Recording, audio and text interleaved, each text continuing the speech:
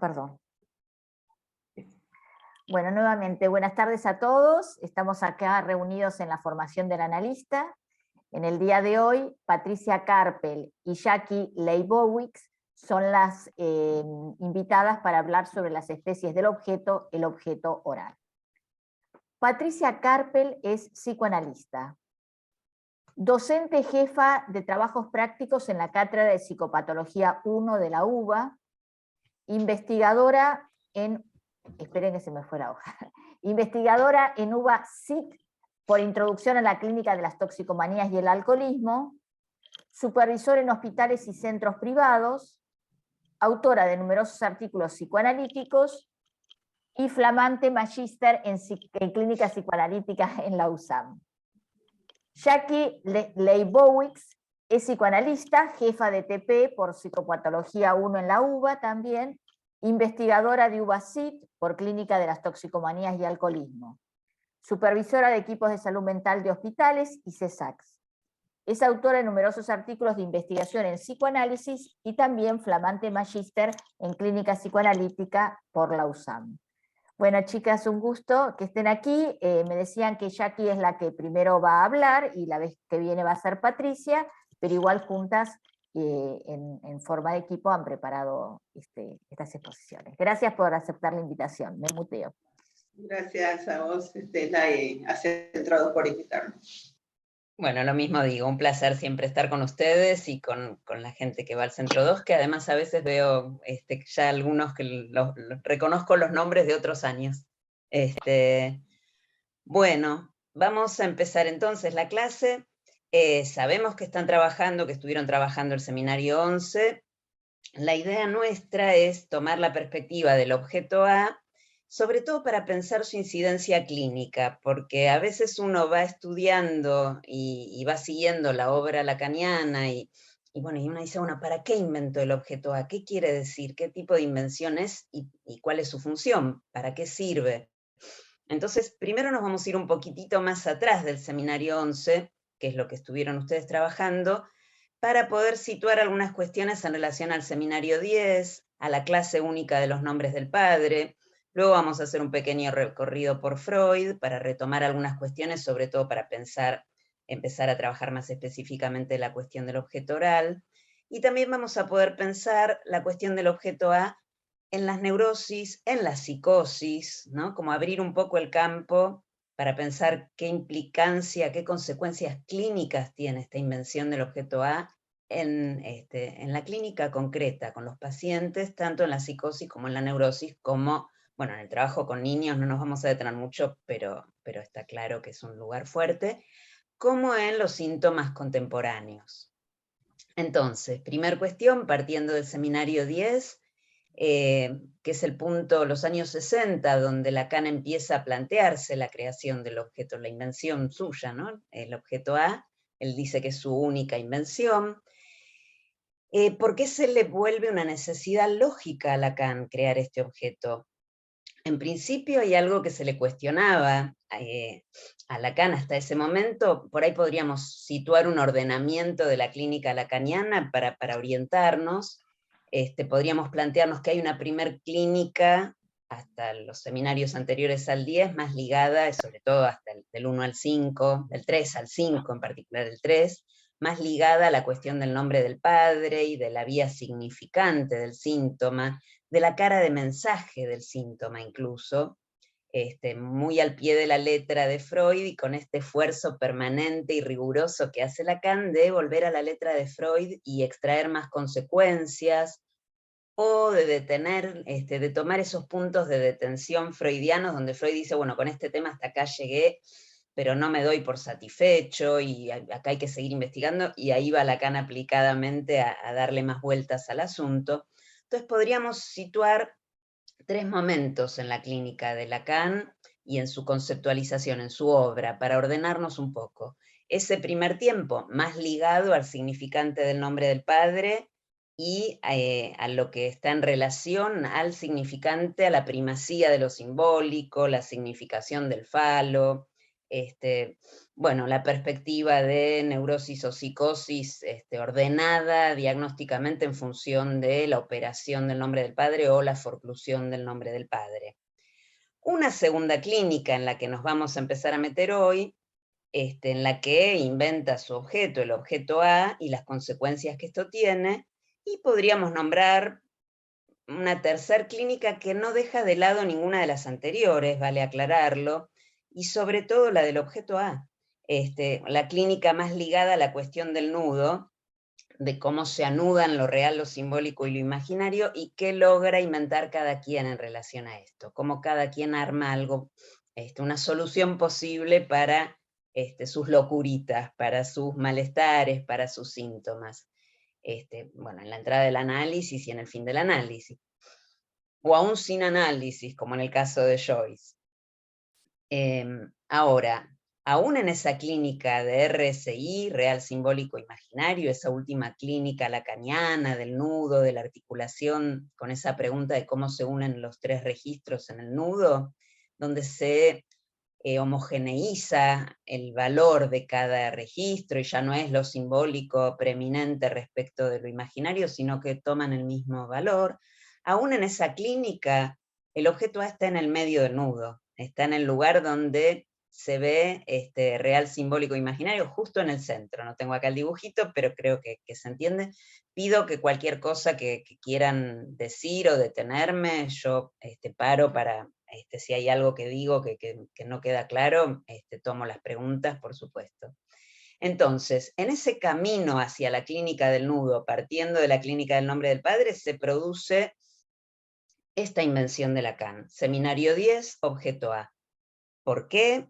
Bueno, en principio Lacan a esa altura, seminario 10 de la angustia, dice, me critican que solo hablo del significante y yo tengo que hablar aquí y que no le doy bola a los afectos, lo digo más en criollo, que no le doy importancia a la cuestión de los afectos. Bien, yo voy a hablar en este seminario de un afecto primordial, de un afecto que es absolutamente orientador en la cura y absolutamente principal, que pone en juego algo de lo verdadero del sujeto, que toca lo real, y que es la angustia. Lo que nos va a decir Lacan entonces es que no se trata de angustiar masivamente a los pacientes, desde luego, pero sí de situar la angustia como lo que ordena y permite dar cuenta de es el afecto más verdadero que hay, dice él. Cuando la angustia emerge, ahí, atención, hay algo del paciente que hay que escuchar porque toca un punto de lo más verdadero, de lo más propio, de lo más íntimo de ese sujeto. Y Lacan, precisamente en ese seminario donde nombra algo que está ligado al afecto, que tiene que ver más con lo que afecta al cuerpo y que excede el campo de lo significante, bueno, ahí nos va a plantear justamente que le hace falta situar esa invención del objeto A precisamente porque los significantes no alcanzan a drenar todo lo pulsional. No hay posibilidad de que el campo pulsional quede completamente abordado, esclarecido, tramitado simbólicamente por el significante. Algo se escapa, y eso es como se reubica lo real a esa altura, ¿sí? Hasta acá, ¿alguien quiere comentar algo? ¿Se va siguiendo la cuestión? Yo voy mirando, no veo caritas hoy, pero sí veo cuando escriben mensajes, así que por las dudas me escriben y me dicen. Entonces, primer cuestión fundamental, a la altura del seminario 10, afecto principal a tener en cuenta desde el psicoanálisis, la angustia, la idea de que la pulsión, en esa especie de límite, como concepto límite entre lo somático y lo psíquico, retoma Lacan allí en la lectura freudiana de la pulsión y la definición freudiana de la pulsión, ahora lo vamos a trabajar un poquito, e inventa el objeto A en la perspectiva de pensar que precisamente el significante no drena la totalidad de lo pulsional, que el significante no da abasto para que todo pueda ser dicho, para que todo síntoma pueda ser absolutamente interpretable. Algo se escapa, algo lo excede. Algo excede lo simbólico, lo real. Y en ese punto, además de inventar los objetos A, que ahora nos vamos a detener un poco más en eso, Lacan empieza a plantearse también una cuestión central por la que es excluido de la IPA, de la Asociación Internacional Psicoanalítica, y que lo lleva a dar una única clase, luego de la cual tiene que cortar un seminario que postergará y dará muchos años después, que es el Seminario de los Nombres del Padre.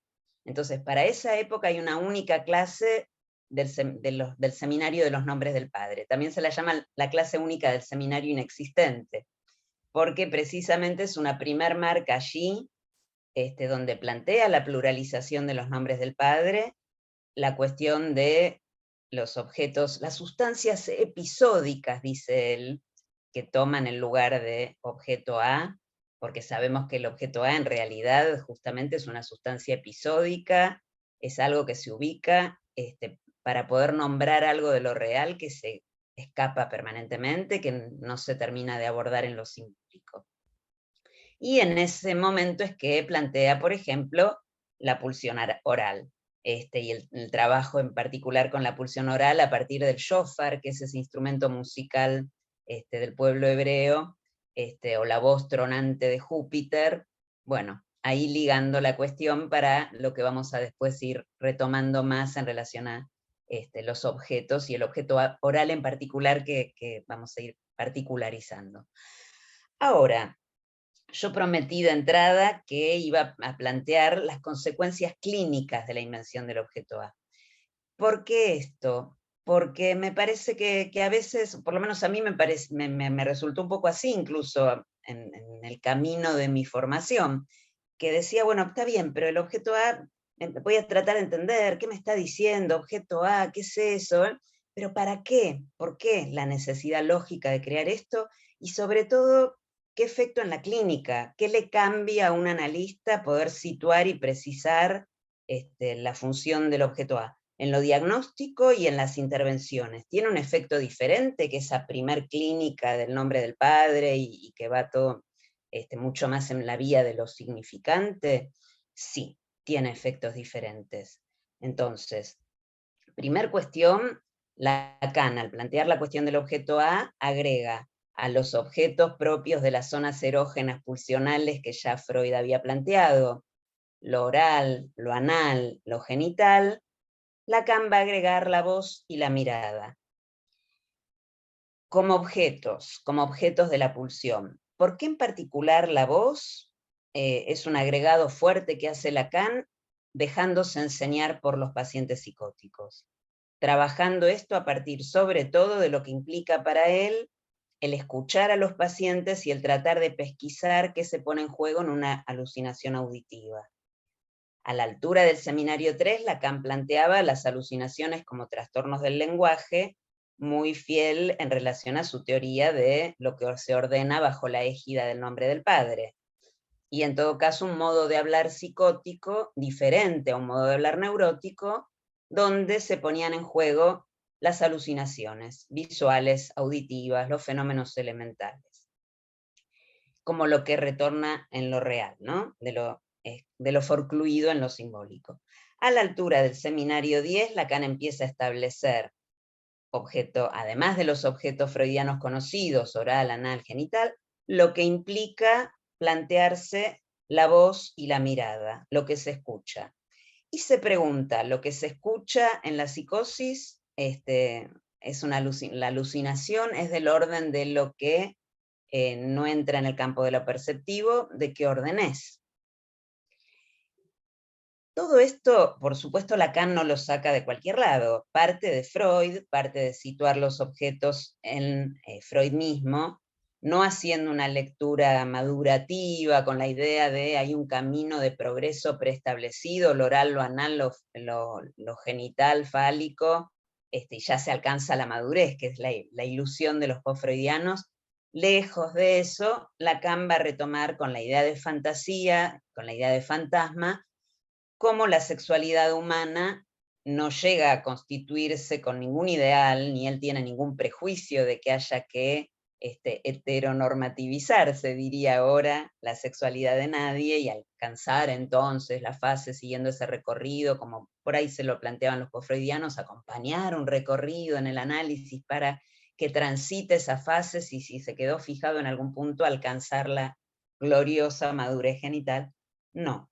Lacan nos plantea más bien que lejos de idealizar y de querer hacer entrar las ovejas en el rebaño del padre, hace ese chiste, de lo que se trata es de, en todo caso, situar cómo se pone en juego el objeto para cada quien.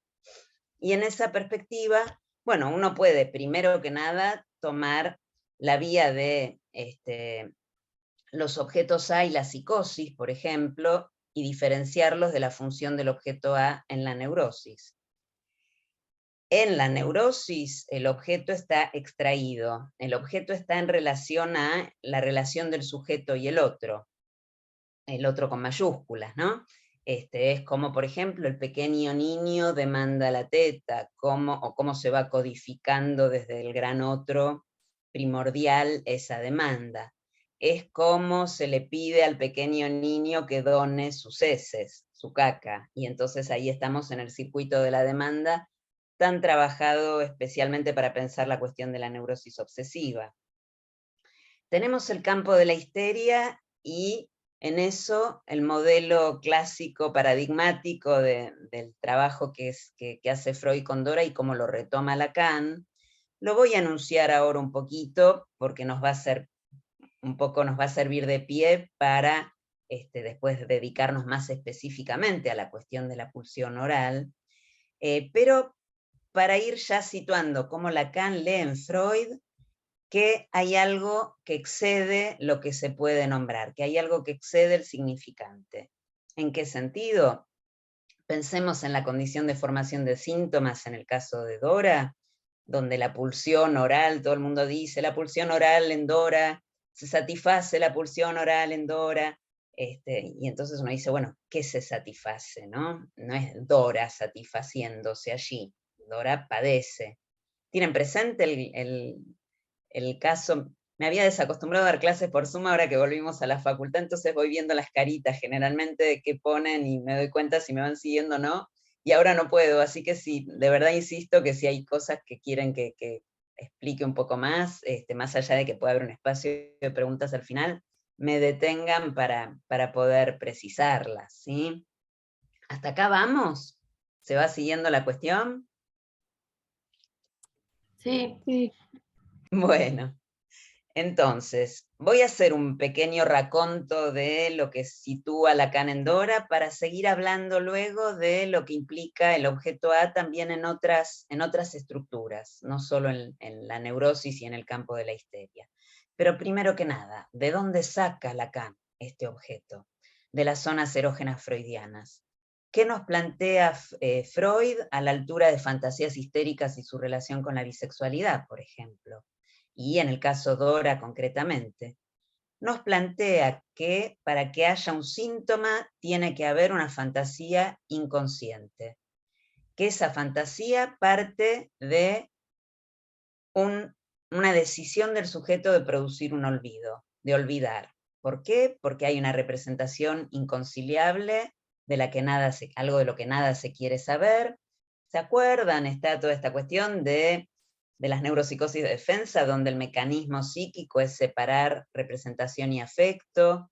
Entonces, en la neurosis obsesiva decimos, la representación permanece debilitada y el afecto se desliza hacia otras representaciones, el famoso falso enlace. En la histeria se divide en representación y afecto para producir la represión, eludir aquella representación inconciliable una vez que opera la represión, y el afecto va a parar a alguna zona somática, inervación somática, alguna zona que produce cierta solicitación somática, como si la garganta de Dora dijera, acá estoy, que venga acá el síntoma, que este lugar en particular. Y la representación inconciliable es exitosamente olvidada, bien diferente que en la neurosis obsesiva, donde queda debilitada de catexias la representación inconciliable, inolvidable, queda sin poder ser olvidada, pero debilitada, y por eso el afecto se va mudando a otras representaciones. Entonces, volviendo a Dora y a la condición de formación de síntomas y la cuestión de la pulsión en el objeto oral, lo que acontece es que a partir de Freud sitúa una primera etapa de masturbación y de satisfacción con alguna fantasía asociada, una fantasía optativa. Cuando empieza a sentirse el influjo de la represión, se produce entonces la decisión de olvidar y la fantasía deviene inconsciente. ¿Qué nos dice Freud allí? Que en tanto inconsciente deviene patológica. Es decir, que hay una etapa previa en esa especie de inmoralidad infantil, como en La llama o en el famoso perverso polimorfo, que luego va a nombrar en 3 ensayos, donde hay la masturbación asociada a fantasías optativas diversas, pero a partir del encuentro con la represión, se reprime esa fantasía, se reprime el significante asociado, lo digo ahora en términos más lacanianos, se reprime esa representación inconciliable, la fantasía deviene inconsciente, y, que nos dice Freud, si no hay otra salida para la energía sexual en juego, si no hay otra descarga posible, habrá síntoma. La fantasía deviene inconsciente, patológica, y habrá síntoma. En el interín, esa fantasía permitía que de algún modo se anuden, lo digo un poco en esos términos más lacanianos, lo somático y lo psíquico. En la perspectiva de lo que acontece a partir de la fantasía histérica, podemos desplegar entonces cómo hay un papel de la fantasía en la formación de síntomas, en el síntoma de Dora en particular, ligada a la cuestión del objeto oral, ligada a la pulsión, a todo ese cosquilleo en la garganta, a esa genialidad freudiana de escuchar a Dora, y no solo escuchar el decir de Dora, su texto, el discurso de Dora, su queja, por ejemplo, sino incluso el escuchar con precisión en qué momentos tose Dora, ¿no? Si hay un síntoma orgánico allí, así como en otras era la parálisis motriz, la pierna que no andaba, en Dora el síntoma ligado al cosquilleo en la garganta, la tos. Y los momentos puntuales en que Dora tose como algo que escucha especialmente Freud, para precisar ahí y preguntarse, bueno, ¿por qué tose cuando habla del padre? Toda la vía asociativa que se arma allí, no me voy a meter ahora en el caso, creo que lo deben haber ya trabajado, pero para refrescar un poco la idea de la condición de formación de síntomas, donde se articula la cuestión de la pulsión oral vía la fantasía con una representación psíquica. Y en este caso con la vía del síntoma, que no deja de ser una satisfacción sexual, ¿no? Lo que está al servicio de sustituir esa satisfacción previa al efecto de la represión. Entonces ahí tenemos una base ya para empezar a pensar el objeto oral como una de las sustancias episódicas del objeto. En la neurosis, en ese caso, en la histeria en particular, vamos a ir trabajando algunos casos luego ligados, por ejemplo, a los trastornos de la alimentación, ligados, por ejemplo, a las toxicomanías, también podría ser. Bueno, ¿por qué decimos que el objeto A tiene una incidencia clínica? ¿Por qué decimos que hay que plantearse no solo la vía significante, la vía de la interpretación y la vía de lo que se arma desde el nombre del padre, sino a partir de la creación de la invención lacaniana del objeto A, la perspectiva de la pluralización de los nombres del padre? ¿Qué quiere decir esto? Que en todo caso se va a tratar de qué inventa cada quien para articular lo real, lo simbólico y lo imaginario.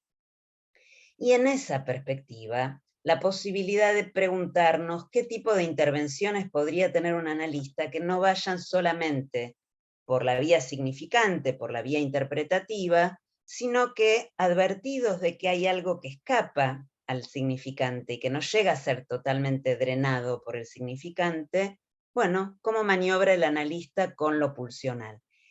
Esto que estoy nombrando es central para pensar el trabajo con la psicosis, y es central para pensar en los modos de sufrimiento y de satisfacción contemporáneos. Por eso vamos a darle un rato fuerte la próxima, sobre todo a las viñetas clínicas para pensar estas cuestiones. Pero se entiende, lo que estamos tratando de situar aquí es que no es solamente la vía significante la que va a permitir el trabajo con el síntoma y la conformación del síntoma analítico y su tramitación, que no es solo una vía simbólica, sino que también hay recursos del analista, que en realidad son recursos básicamente del paciente, en relación a cómo maniobrar transferencialmente con los objetos que están en juego en los fantasmas de los pacientes. Por eso nos importa tanto plantearse la dimensión del objeto A, la invención del objeto A, no solo en términos de lo que implica teóricamente, sino fuertemente en relación a lo que implica en su incidencia clínica. Entonces, por un lado me interesa pensar un poco la cuestión del objeto A en la psicosis. ¿Por qué digo esto? Porque lo habitual es que trabajemos sobre todo en la neurosis. Entonces decimos, se trata de la castración, de cómo se separa una parte del cuerpo, cómo hay, en la fantasía que mencionábamos antes, un componente de representación más significante y un componente más ligado a lo que estamos nombrando como objeto. Entonces allí lo heterogéneo, ¿no?, que se pone en juego. Lo heterogéneo entre dos elementos, lo heterogéneo entre el elemento que tiene que ver con la vía significante y lo que se presentifica del lado del cuerpo, el objeto A. Cómo se articulan dos elementos totalmente heterogéneos, cuerpo y lenguaje. Esta experiencia es la experiencia, por ejemplo, del pequeño niño que nace inmerso en una trama simbólica donde pone en juego todos estos objetos, estas sustancias episódicas en el intercambio con el otro que antes nombrábamos. Y cómo se va marcando allí, en ese carácter heterogéneo al significante que estamos llamando objeto, la perspectiva de la castración.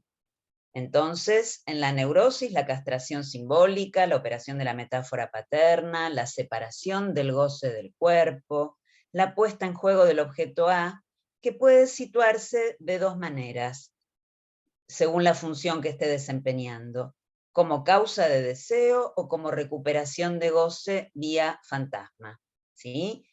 Lo que nosotros encontramos muchas veces, en el que se llena la nariz de cocaína, en el que no puede parar de comer o de comer nada, es algo más ligado a esa función del objeto A como plus de goce, ¿no?, como un goce que nos trae problemas, ¿no? Entonces la pulsión ahí se satisface y no para de satisfacerse, pero del sujeto de deseo nos queda bien poquito, ¿sí?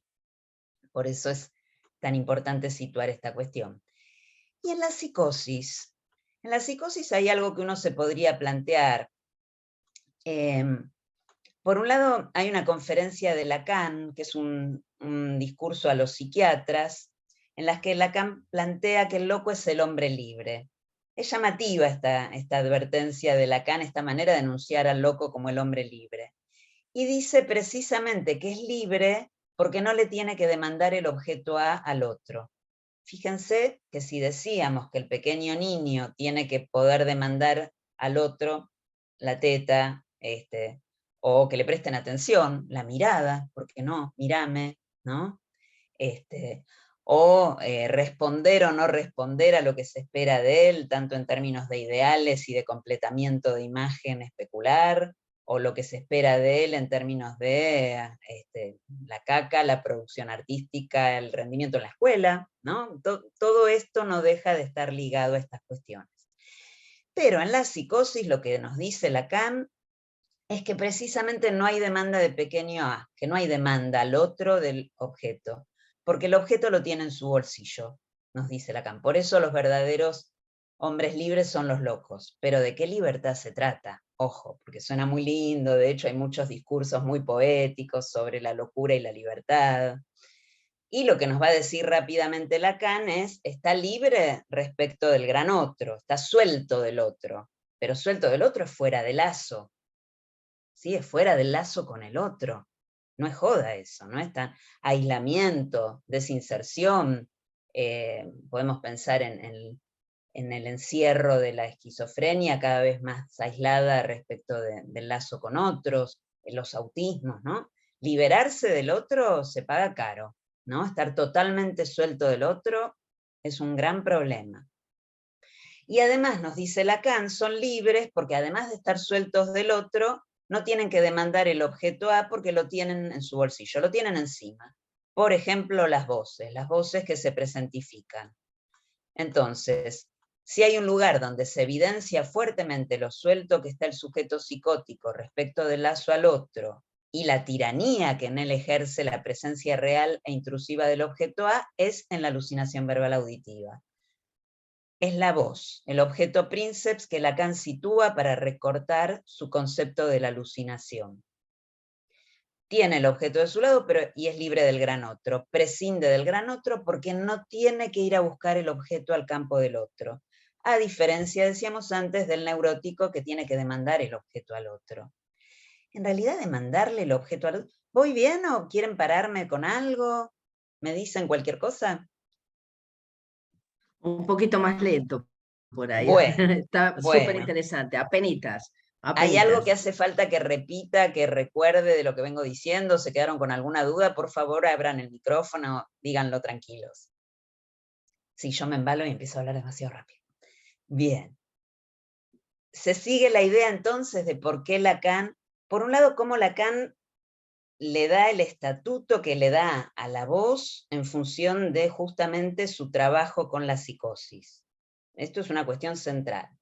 La alucinación verbal auditiva le enseña a Lacan, cuando bien sabe escuchar a los pacientes y dejarse enseñar por ellos, que es una posición que le invita todo el tiempo a tomar con los psicóticos, ¿no? No ponerse uno intrusivo, ni directivo, ni presionar, ¿no? Sino dejarse enseñar por lo que el psicótico ofrece ahí. Y en ese sentido, lo que él aprende en relación a las voces, a ese fenómeno elemental auditivo con la idea del objeto A en el bolsillo. De las voces,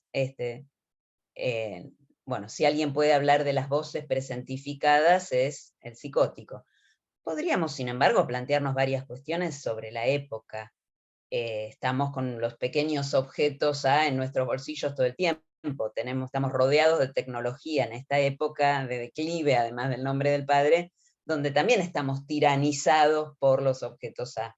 Entonces, si pierdo mi celular, me quiero matar, voy por la calle y me miro para el costado y hay una persona que desde un edificio me mira desde una pantalla, porque hace guardia desde una cámara, en la que debe tener a su vez 1000 cámaras, y que a la vez está siendo esa misma persona observada todo el tiempo, ¿no? Porque uno piensa, me sobresalto cuando paso por al lado de un edificio y me encuentro con esa pantallita, con esa cámara, con alguien que me mira, pero también esa persona está siendo vista todo el tiempo por cuánta persona pasa por ahí. Digo, hay algo de la presentificación de los objetos A en nuestra época, vía la tecnología, que es enloquecedor, ¿no? Digo, no es la falta de objeto.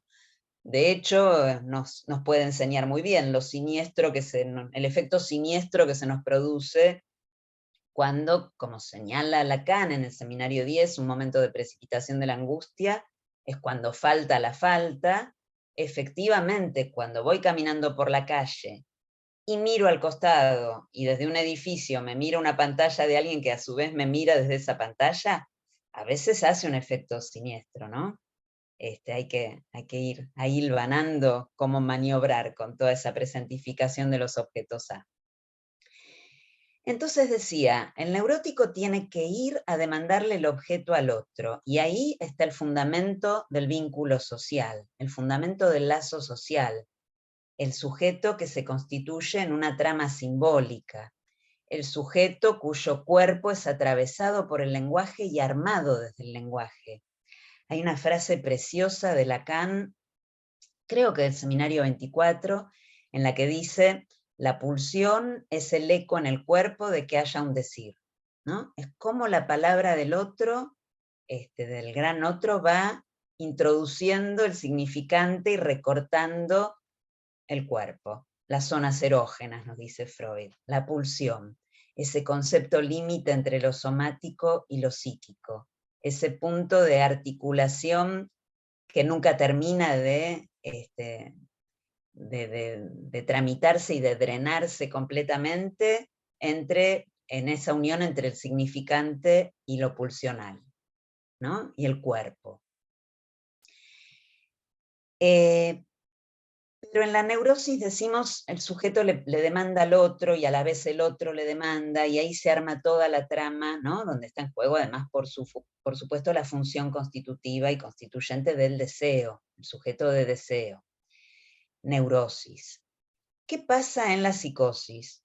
¿Nos podríamos plantear en la psicosis no solamente la perspectiva primera en la que Lacan nos dice lo que acontece es la forclusión del nombre del padre, el no contar con esa clave? Me gusta pensarlo, los que por ahí me escucharon otros años, nos escucharon otros años, ya por ahí lo comentamos. A mí me gusta mucho para pensar lo que implica la función del nombre del padre, pensar en la clave en música. ¿Vieron cuando uno escribe en la partitura musical? En esos rengloncitos de la partitura tiene que estar primero una clave de sol, clave de fa. Si esa clave no está escrita, no tengo cómo orientarme para leer en el pentagrama, ¿sí? Las notas aparecen como sueltas, están do, re, mi, pero si no está puesto en qué clave tienen que sonar, esas notas quedan sueltas y no logran articularse en una lectura posible para hacer una melodía. Me parece que podemos pensar el nombre del padre en esos términos, ¿no? Un significante que no es cualquiera, un significante clave y que da claves para orientarse.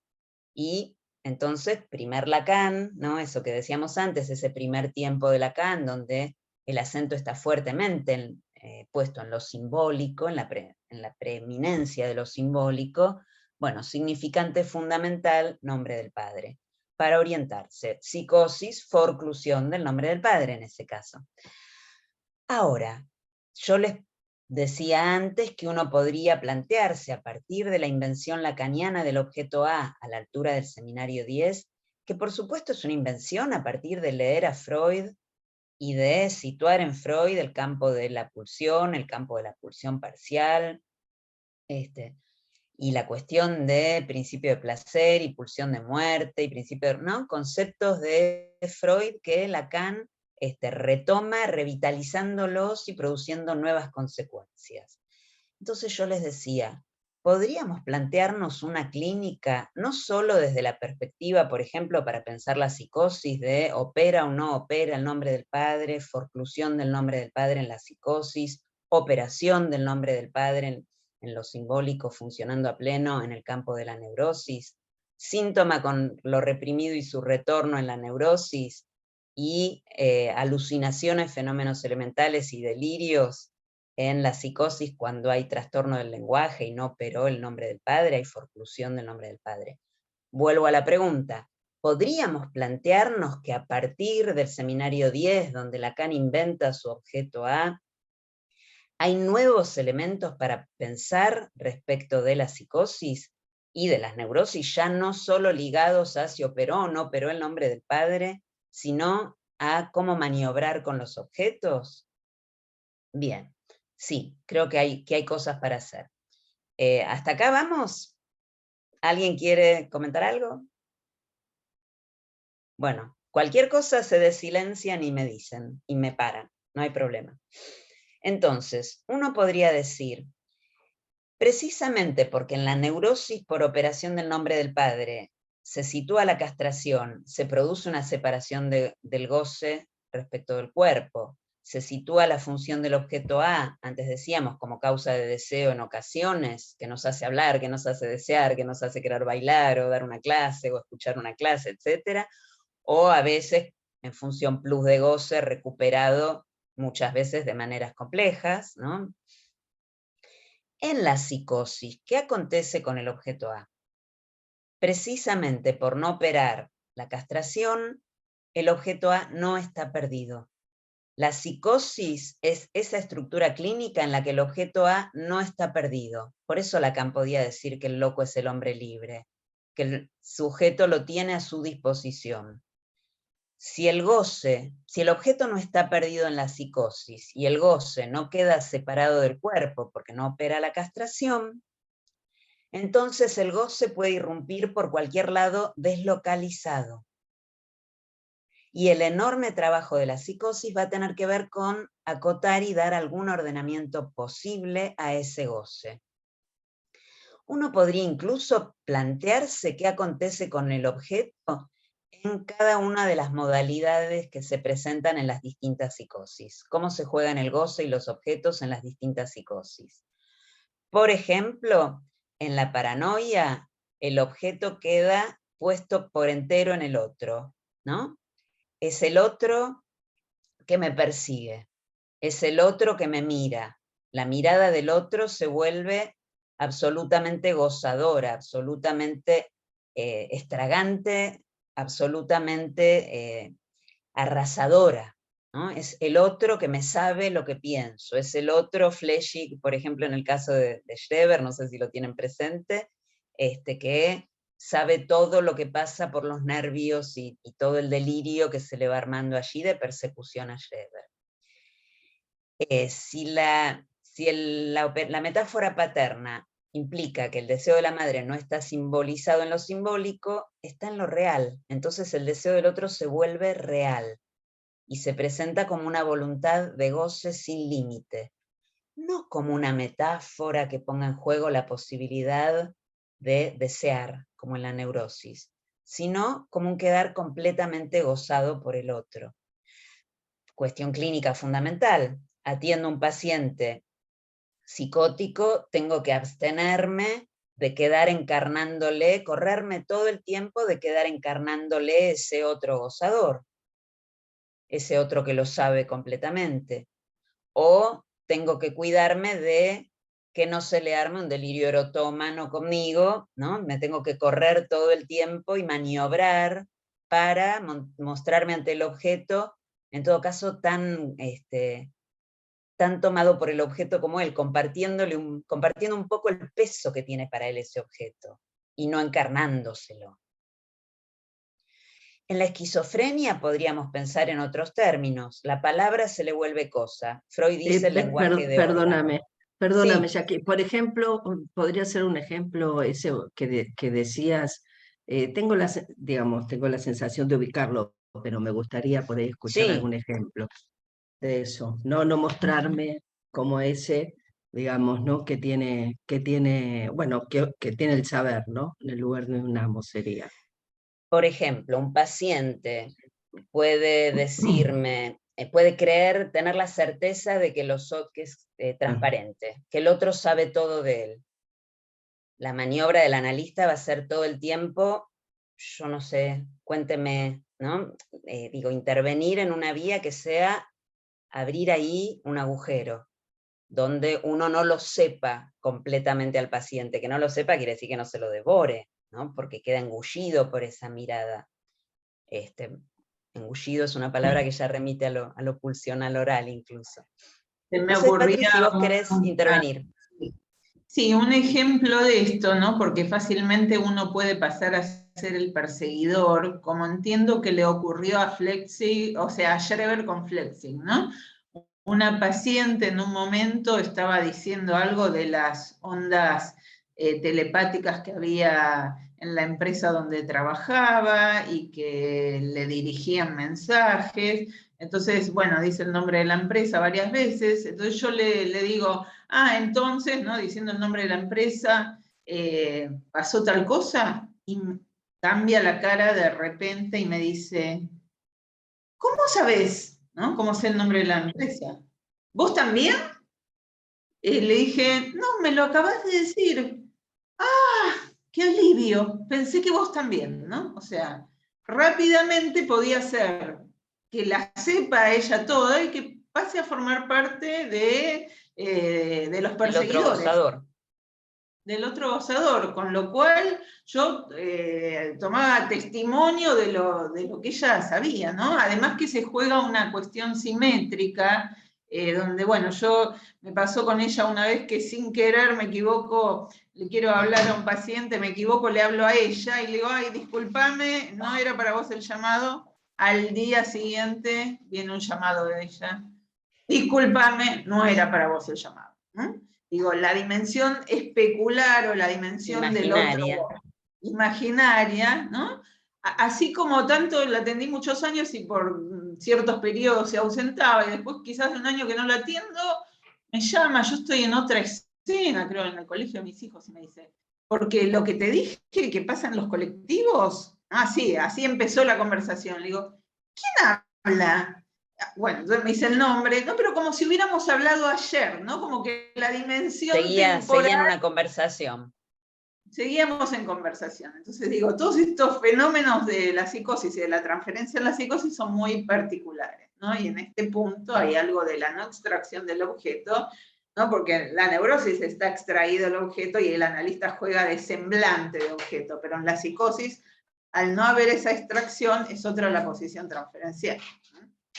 Esto... Otro ejemplo... ¿Sabes que me recordé una vez una paciente que me dice, pero vos no sabes nada, mira todo lo que te vengo a enseñar. Bien. Mira todo lo que te vengo a decir, ¿no? Algo de esto. Y yo me preguntaba, digo, y sigue viniendo. O sea que, Está muy bien. a veces uno se queda ahí y decís, uy, demasiado en falta. No, bueno, ¿no? Ese lugar que a veces te preguntás, ¿no? no, justamente de poder ahí poner en juego algo de la castración, algún tipo de punto, ¿no? Digamos que justo estaba conversando con Jackie, ¿no? Sobre cómo Octave Manoni lee el caso de Schreber y dice que si Flechsig no se hubiera postulado él como que tenía el saber todo, y cuando él fue a verlo por segunda vez, porque ya lo había curado en su momento de hipocondría, no le hubiera dicho que nosotros, los neurólogos, tenemos la cura, y cuando Schreber quería mostrar algo de lo que él sabía, decía, no, lo exceptuaba del saber porque el que sabía era el neurólogo, ¿no? Entonces, quizás no hubiera pasado a ser el perseguidor y quizás no hubiera pasado a ser Schreber un delirio neurológico, si no se hubiera, no lo sabemos, ¿no? Porque sabemos lo que pasó, pero no sabemos si se hubiera manejado distinto en la transferencia, que no era psicoanalista Flechsig, era neurólogo, no leyó esto con estas coordenadas que lo leemos nosotros, si hubiera sucedido la estampida, el desencadenamiento, no encontró ahí un otro gozador que lo sabe todo. Entonces, poder colocarse no sabiendo es una buena posición analítica, y tomar nota, ¿no? Eso, en un primer momento Lacan habló de secretarios del alienado, después complejizó la función del analista, pero es lo primero que dijo. Sí, ya que ibas a decir. No, iba a decir, sí, en la misma vía, que a veces incluso pasa con algunos pacientes que llaman para que uno los ayude a reducir las voces, ¿no? Una paciente que me dice, bueno, que tiene la certeza de haber hecho un pacto con el diablo por el alma de la hija, una paciente que atiendo hace muchos años y que por suerte la hija ya está en la facultad y que la cosa fue más o menos pudiéndose trabajar, pero con una cuestión ahí muy, muy difícil. Y más de una vez el pedido en sus llamados era que la ayudara con lo que las voces le decían, ¿no? Ella discutía con sus voces, después se pudo empezar a encerrar para que no se entere todo el mundo de esas discusiones, y de algún modo era compartir conmigo lo que discutía con las voces y armar ahí como un espacio en todo caso compartir con ella el peso de esas voces, y transferírmelas un poco a mí. Ya eso cumplía para ella una función de alivio. O pensaba, digo, para ir ya también dando un casito más y ir a las preguntas de ustedes, en la manía, por ejemplo, donde justamente no hay pérdida del objeto de ninguna manera, y entonces hay un no poder parar, porque el objeto, no sé si tienen presente, si se acuerdan, ese primer momento donde Lacan incluso escribe S1, S2, como el sujeto es efecto de la articulación entre un significante 1 y un significante 2, y lo que cae es el A, ¿no? Que causa luego un decir. Y en la manía precisamente no está el objeto que haga caer eso, entonces hay un deslizamiento significativo, no puede parar de hablar, no puede parar de correr por todos lados. En una institución donde había un paciente maníaco le habían planteado que, bueno, iba corriendo y eso termina en la muerte, ¿no? Es una cosa de no poder detenerse, como a veces en la manía por los tóxicos. Entonces, en la institución le habían planteado que en cada lugar donde entraba tenía que golpear la puerta y entregar una piedrita. Y ese tener que detenerse y además dejar algo allí, hizo para ese sujeto como una posibilidad de intervalos, pequeños frenos, detenimientos. Luego piedrita más palabra, ¿no? Empezar como a armar algo ahí que produzca cierta detención. Ahí donde justamente no está el objeto A en función. Entonces, ¿con qué inventamos para suplir eso? Otros pacientes que por ahí escriben y le dejan al analista lo que escribieron y constatan cada vez que esté guardado su cuadernito o su carpetita, ¿no? Cosa que en la clínica con niños también es muy habitual. Bueno, y cómo ahí el objeto cumple una función de poder desprenderse de eso tan enloquecedor. Yo pensaba... Dale, dale. Hay un ejemplo que es bastante crudo y yo a veces lo doy porque, bueno, lo escuché como supervisora de una sala de internación, ¿no? Y el no desprendimiento del objeto ha llegado a un grado, ¿no?, bastante particular, porque era una enferma psicótica que estaba internada ya por quinta, sexta vez, ¿no?, porque cada 2 por 3 había que internarla, y lo que hacía ella era que cada cosa que usaba no podía tirar el desecho, no podía tirar el resto, ¿no? No podía tirar la yerba del mate que acababa de usar, no podía tirar el sachet de leche, no podía tirar un pañuelo con el que se limpió, no podía tirar las toallitas, no podía tirar nada, no se podía desprender de ningún objeto, ¿no? Como que algo no estaba extraído ahí. Y lo que pasaba, bueno, concretamente era que se llenaba la casa de basura, vivía con la madre porque no podía vivir sola, porque no se podía arreglar en la vida cotidiana sola. La madre llegaba un momento que estaba harta del olor y que no soportaba eso, empezaba a tirar cosas, la hija venía, la agarraba de los pelos, le empezaba a pegar, llamaban a urgencias, la internaban. Esa era una secuencia que se repetía bastante. Sí. Y bueno, uno de los tratamientos que se le dio a esto, ¿no?, era un caso de una psicosis muy grave, una esquizofrenia muy grave, porque hay algo de la ausencia que era insoportable, era como que se le ausentaba parte del cuerpo, como que no había esta cuestión, ¿no?, de que cuando del asesinato de la cosa por la palabra, ¿no?, de que cuando se admite la palabra, algo de la expulsión de la cosa hay, que no hace falta tener un elefante acá para hablar de un elefante, ¿no? Ahí había que tener todo eso porque ella se desesperaba. Bueno, y uno de los tratamientos que se hizo que daban un resultado parcial, provisorio, ¿no? Y provisorio, porque volvía a ingresar, era que ella trajera algunos de esos elementos lavados, por ejemplo, ¿no?, los sachets de leche, los cortaban en tiritas, tejían bolsas, ¿no? Se hacía taller de reciclaje, ¿no? Que con ella era una manera de perder y a la vez recuperar el objeto. Pero digo, hacer algo con el desperdicio.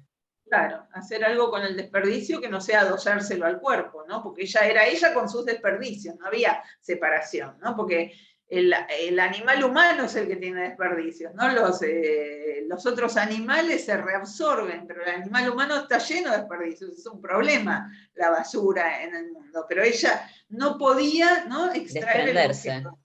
Con el resto, El otro día vi. El resto. El otro día vi. El objeto A, presentificado, ¿no? Pienso. Sí, exactamente. Alguien más iba a hablar, ¿no?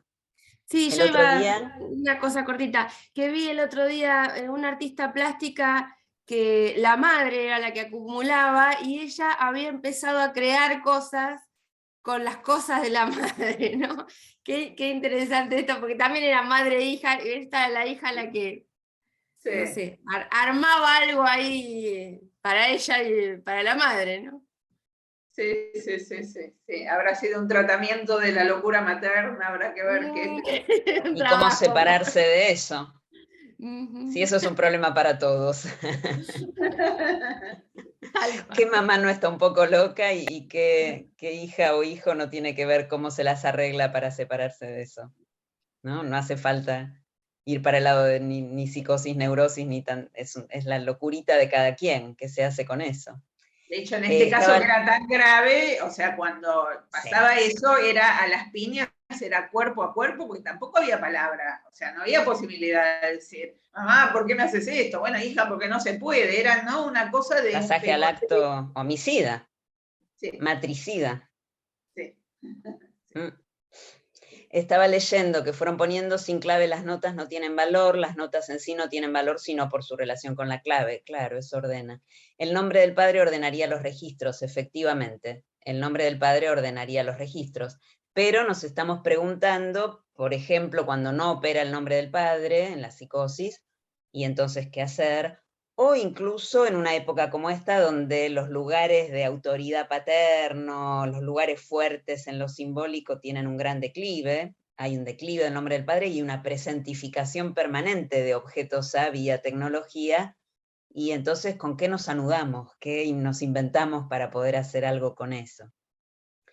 Voy a contar una breve viñeta de un paciente que me dio mucha duda diagnóstica, muchísima duda diagnóstica, porque bueno, no había tenido un desencadenamiento franco para que pudiera decir sí, es una psicosis.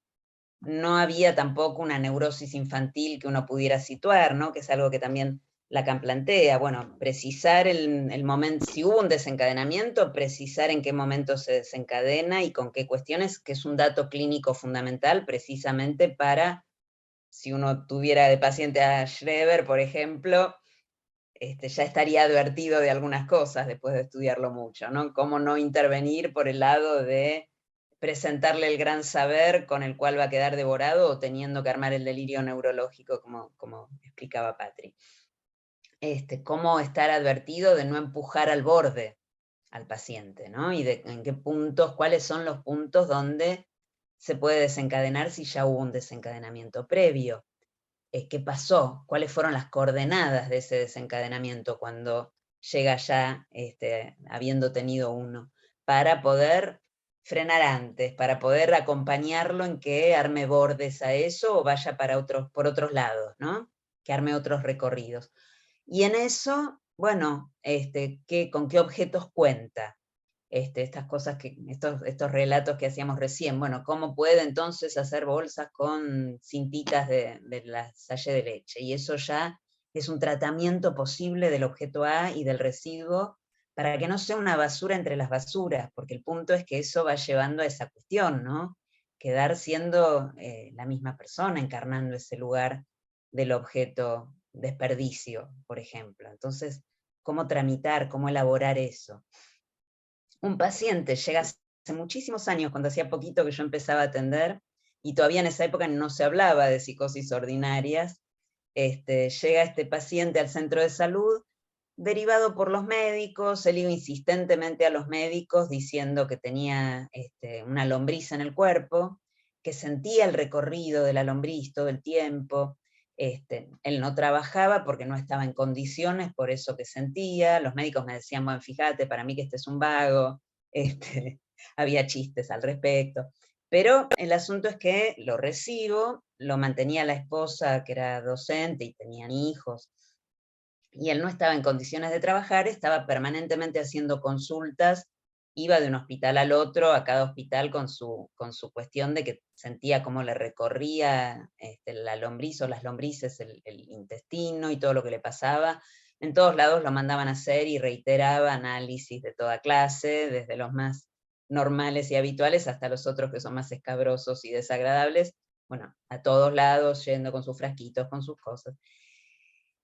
Y bueno, una especie de hipocondría, pero que no se podía situar en relación a qué coordenadas. No había habido un antes y un después abrupto, ¿no? Una cuestión así al estilo Schreber, que uno dice, bueno, a partir de que lo nombran presidente de la Corte se pudre todo, a partir de tal evento fue madre, y justo se murió su madre, y en ese momento, una estructura frágil, psicótica, hace agua, ¿no?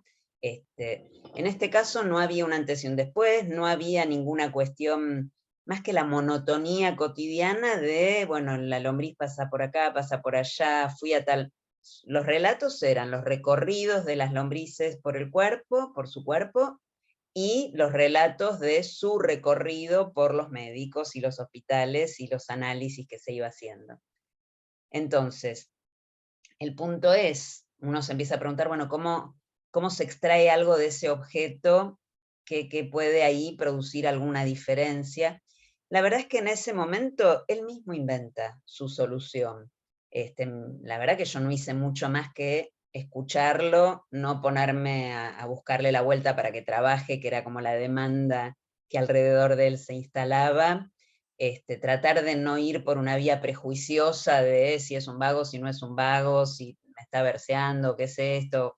Escucharlo, acompañarlo, sostenerle el espacio, escuchar como cotidianamente lo que por ahí en otros pacientes uno cortaría, bueno, no hace falta que me hables tanto, ¿no? De si llevaste el frasquito con caca y todos los detalles, que por ahí con un paciente que uno pesca que hay un neurótico, que uno pesca que hay una cosa morbosa, justamente sería un goce que acotaría. Bueno, en el caso de él era acompañarlo en su relato, y tratar de hacer algunas preguntas, hasta que en determinado momento él empieza a juntar basura en latas en su casa, en unas latas grandes. Y con esa basura empieza a criar lombrices. Con esas lombrices empieza a vender lombrices para pesca. Él vivía cerquita de un arroyo. Y empieza a venderlas. Todo esto les diría que para mí fue casi una sorpresa. Hacía poco que trabajaba, no tenía todavía mucho elemento para conceptualizar qué estaba pasando, y hoy me sigue enseñando ese caso. El punto es que este hombre logra de ese objeto, que uno podría pensar entre lo oral y lo anal, porque estaba toda la cuestión de qué comía y qué no comía, y si comía tal cosa, pero a la vez le daba de comer a la lombriz, si comía, toda la cosa por momentos un poco anoréxica en ese sentido, de, si como alimento a la lombriz, pero si no como me muero, y además la lombriz me debilita, entonces, y por supuesto todo lo anal también, pero planteado en esos términos, ¿no? La castración. Digo Sí. que podría leerse incluso como la hipocondría schreberiana, en tanto está la lombriz solitaria, la tenia saginata, como que se podría pensar, bueno, tiene una hipocondría, no sabe lo que tiene el cuerpo, pero piensa que está enfermo. Hay ¿no? algo delirante, bueno, porque efectivamente podría haber tenido una lombriz solitaria, de hecho es una enfermedad que puede haber. Bueno, se imaginan que tomaba antiparasitarios, lo medicaban, le daban, seguían estudiando, no había con qué darle a eso. Bueno, el punto es que empieza a criar lombrices, a venderlas, esto le empieza a armar cierto lazo, empieza a ganar un poquito de plata, lo cual en la familia no viene mal, pero desde ninguna cosa moralizadora que surgiera desde el analista, ¿no? Que también es esa cuestión de cómo uno se abstiene y debe abstenerse de ir con sus ideales al paciente, ¿no? Y ahí dejarse enseñar por él. Y por otro lado van cediendo los síntomas, va cediendo el delirio. Toda la cuestión hipocondríaca que estaba en juego, bueno, ya no habla más del dolor de panza, de si la lombriz va por acá o va por allá, sino de cuántas lombrices pudo criar, de que justo vinieron unos pescadores y les vendió, y cuánto cobró. Bueno, hay algo ahí de una extracción a la manera de una suplencia, uno sabe que ahí eso está funcionando como un recurso por un tiempo, no se sabe por cuánto, por ahí dura para siempre, por ahí no. Pero para mí muy impactante en ese momento, porque hasta ese momento no había leído nada sobre psicosis ordinaria, ni se había empezado a investigar el tema, ahora es un tema de más investigación. No sé si saben a qué me refiero con psicosis ordinarias. Las psicosis ordinarias es un proyecto de investigación en realidad que se planteó hace unos años, bueno, a raíz de que estaban presentándose cada vez casos más raros, donde no era tan fácil decir opera o no opera el nombre del padre, es una neurosis, no, es una psicosis. Se empiezan a juntar unos cuantos analistas en Francia en particular, y empiezan a juntar esos casos raros y a ver qué tenían en común. Y se empieza a partir de ahí a plantear si no se podría pensar en una psicosis que no es la psicosis clásica, donde hay un encuentro con un padre y un punto de desencadenamiento, ¿no? Con una estructura rígida que a partir de esa situación desencadenante se desarma totalmente y hay una ruptura total y hay un antes y un después, y por muchos años, pensemos en Schreber, queda totalmente fuera de, ¿no? Una internación, una situación grave de mucho tiempo, hasta que logra vía su delirio, rearmarse un mundo y poder encontrar un modo de funcionar en el mundo. Si es que lo encuentra, ¿no? Porque sabemos que muchas veces no sucede. Pero estamos hablando de psicosis donde no es este antes y después rotundo, sino que por ahí nunca tuvo un desencadenamiento visible. No rompió toda la casa, que también eso podría ser igual un ataque de histeria, ¿no? No es que necesariamente, ¿no?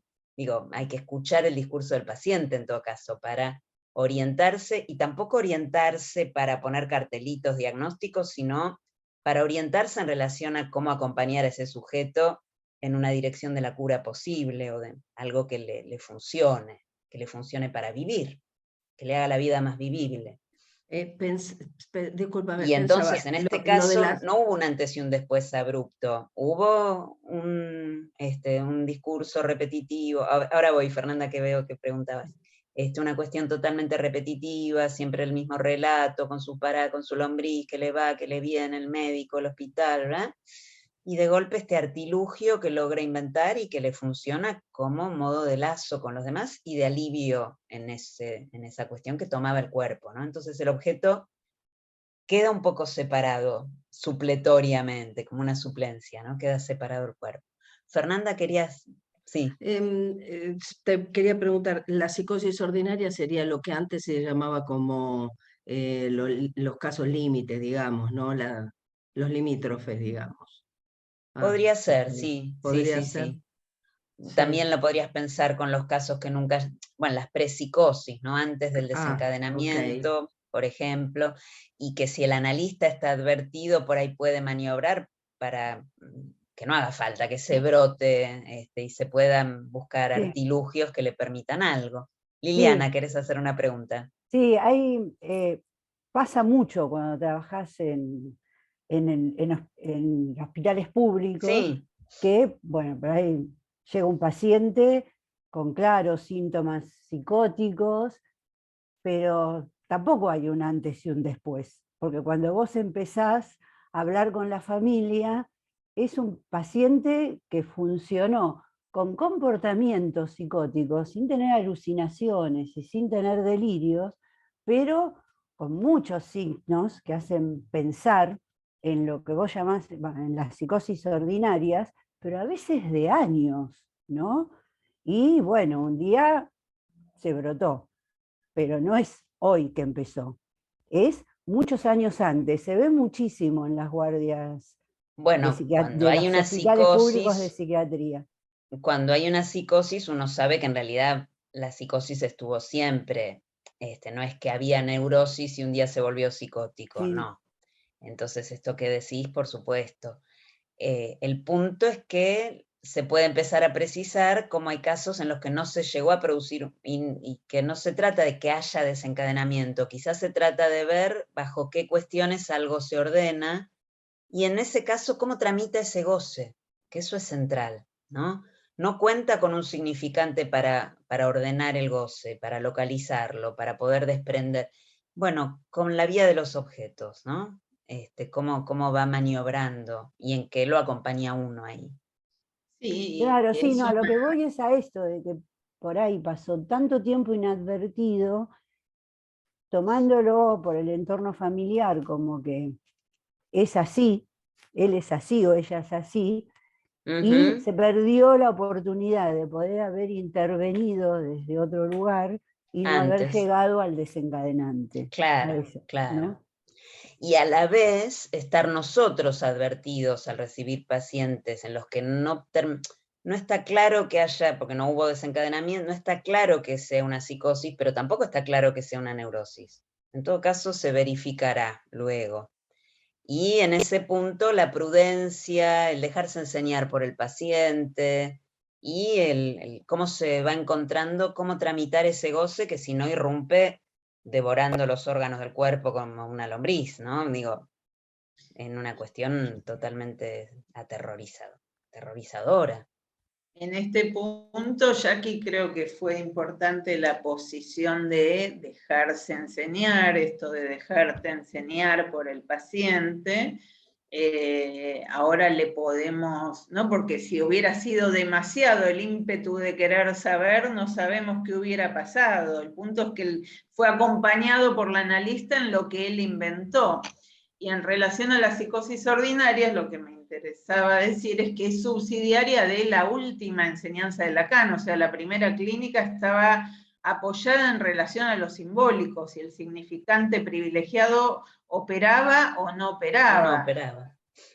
Después ya yendo a la clínica que tiene que ver más con el objeto A y luego a la clínica del síntoma, los anudamientos, bueno, anudamiento, enganche, reenganche, desenganche, desde ahí, desde el último Lacan, se pudo tomar elementos para investigar en una investigación que empezó hace 25 años, estas psicosis tan raras, pero a la vez tan frecuentes, tanto es así que tomaron el nombre de psicosis ordinarias, porque es muy común que se nos presenten en la clínica estas psicosis, diría hasta más común que las otras, y que tienen que ver con ciertos desanudamientos y reenganches, pero no con el cataclismo o el derrumbe que vimos en Schreber, y que es una clínica más atada a pensarlo en relación Opera o no a... el nombre del padre.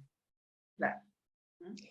Y a la vez poder plantearse algunas cuestiones más en relación a los objetos A y cómo están situados, el goce, cómo juegan en cada paciente, nos permiten también situar algunas cosas más, y esto ya planteado por supuesto desde Lacan mismo, a partir de inventar el objeto A, y eso lo lleva a pluralizar los nombres del padre, a plantear RSI, cómo se anudan, para cada quien, incluso las disrupciones de goce de la época, donde quizás no se trata de una psicosis, pero un pibe que rompe todo, y por ahí hay que ver de qué se trata, tampoco ir rápidamente a, ¿no? Quizás sí haya que producir una internación, obviamente si hay algo que hay que acotar, una medicación que acompañe, ¿no? Nadie dice que no haga falta cuando algo está totalmente...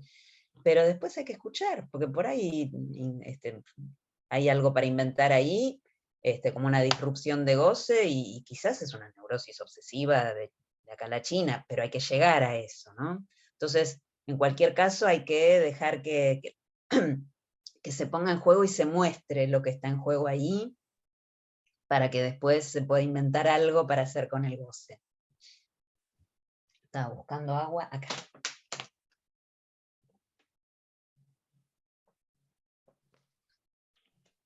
Nos interesaba por eso, y la próxima vez lo vamos a retomar, lo va a retomar más Patricia, y más ligándolo la perspectiva, más en la perspectiva de la pulsión oral, y con más viñetas clínicas, pero nos interesaba mucho, porque, no sé, por lo menos a mí me parecía cuando estudiaba, o cuando estudio, que a veces se hace mucho hincapié en, bueno, el objeto A, el objeto, pero, bueno, pero ¿qué herramienta es? ¿Para qué me sirve en lo clínico? Extraerle consecuencias clínicas a lo que vamos estudiando y aprendiendo, que se vuelvan útiles a la hora de escuchar el padecimiento de otro, y de acompañarlo, y de ver, bueno, cómo se acompaña para que ese otro pueda inventar algo con su padecer, que le haga la vida más vivible, o que le permita un poco de lazo con otros, o que apacigüe ese goce que se vuelve totalmente atormentador, sea una neurosis obsesiva, una histeria, una psicosis, no importa, ¿no? Es como inventar algo ahí que reduzca un poco de ese goce que se vuelve insoportable.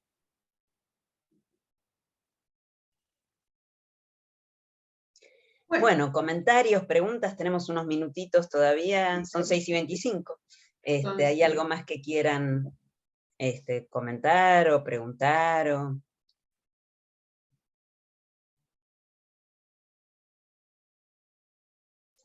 Si no, seguiremos en la próxima. Obviamente pueden mandarnos preguntas. Habíamos quedado en escribir nuestros mails, Patri. Los mails, yo lo voy a escribir, sí, y vos también.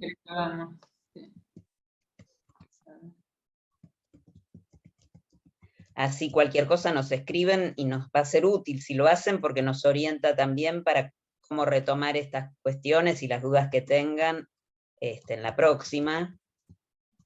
Así que si hay cosas que se quedan pensando y quieren escribirlas, serán bienvenidas.